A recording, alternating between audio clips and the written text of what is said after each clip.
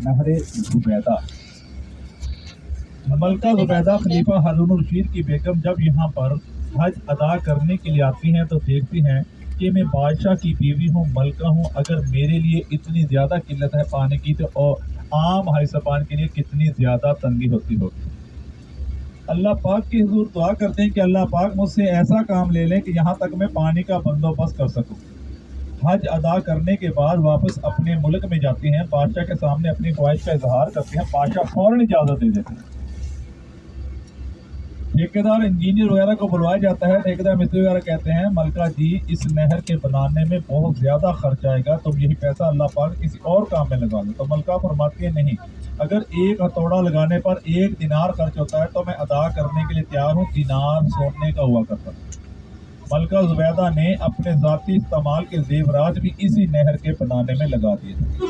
भाई साहब, जब ये नहर तामीर हो जाती है, ठेकेदार मिस्त्री वगैरह बिल लेकर मलका के पास आते हैं। मलका वो देखती भी नहीं और इसी नहर में बहा देती, फरमाती है इसका अजर मुझे अल्लाह पाक खुद दे।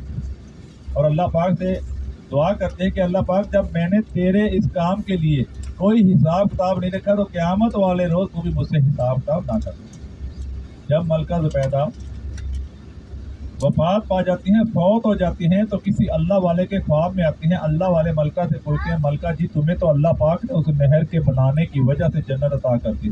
तो मलका फरमाती है नहीं, एक दफ़ा मैं अपने घर में अपनी सहेलियों के साथ खाना वगैरह खा रही थी, बातें कर रही थी, अजान शुरू हो जाती है। अब खाना छोड़कर बातें छोड़कर अपने सरों को ढांप कर खामोशी से अजान सुनती है, उसका जवाब देती है अल्लाह पाक ने उस नेकी की वजह से जन्नत ताकि ना कि इस नहर की वजह से। सुभान अल्लाह। इराक से शाम, शाम से ताइफ, ताइफ से मक्का और मैदान में अरफात तक ये नहर तामीर की गई थी पानी के बंदोबस्त करने की, तकरीबन 1100 साल पहले। ऐसे उस वक्त में ना तो कोई मशीनरी होती थी, ना ही कोई और ज़राए होते थे। हाथों से पत्थरों को तराश तराश कर बनाई गई नहर, नहर ज़ुबैदा। ये दाएं हाथ सीधे हाथ की तरफ पहाड़ के दामन में आपको दीवार नजर आ रही होगी, नहर ज़ुबैदा।